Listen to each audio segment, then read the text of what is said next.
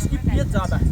PH लगभग यहाँ पर मिलेगी, अगर आप चेक करवाओगे ना तो 8 से ऊपर लगभग 8.5 के आसपास पीएच मिलेगी। उसका मतलब क्या होता है, जैसे हमारा तापमान होता है 98.4, ये नॉर्मल आदमी का है, आप चढ़ा दोगे 103-4 चला जाओगा तो आप काम नहीं कर पाओगे, आप खाट पकड़ लोगे। वैसे ही हालत हमारी ज़मीन की है। हमारी ज़मीन की अगर 7.5 की पीएच रहती है ना जी, वो एक नॉर्मल पीएच है। उससे ज़्यादा जाएगी तो वो उसका ताप चढ़ ज़्यादा होगा। उसका क्या मतलब है, मान लो आपकी 8.5 पीएच होगी, पहले हमारी पीएच रहती थी 7.5, अगर आपकी 1 पीएच बढ़ेगी ना तो उसका मतलब है कि आपने अपनी ज़मीन 100 गुना ज़्यादा खराब कर दी। ये हमें आंकड़े छोटे लगते हैं कि 7.5 से 8.5 होगी, लेकिन उसका मतलब कि आपकी 100 गुना ज़मीन खराब होगी।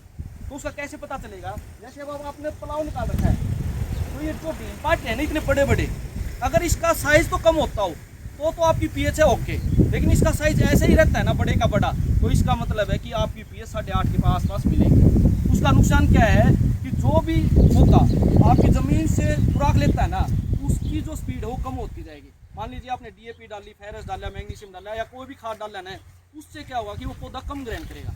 तो इसको कैसे सुधारें, जब आपका मानसून शुरू होता है, मान लीजिए हमारे 1 जुलाई को मानसून आता है, आपको पता चल गया भाई 1 जुलाई में बरसात होगी, 5-6 दिन पहले इसमें 20 कट्टे जिप्सम के डाल दियो आप, 20 कट्टे जिप्सम के डाल देना। उसके बाद में राम बरसिया होगा बाबू की, इसमें करना फिर डैचे की बिजाई कर देना। डैचे की बिजाई करने के बाद जब वो 45-50 दिन का हो जाए, यानी कि जब उसका कच्चा मतलब उसमें ऊपर नहीं वो पकाना नहीं है हमने, 45-50 दिन का कच्चा होना है, वो आपने उसमें बा देना है।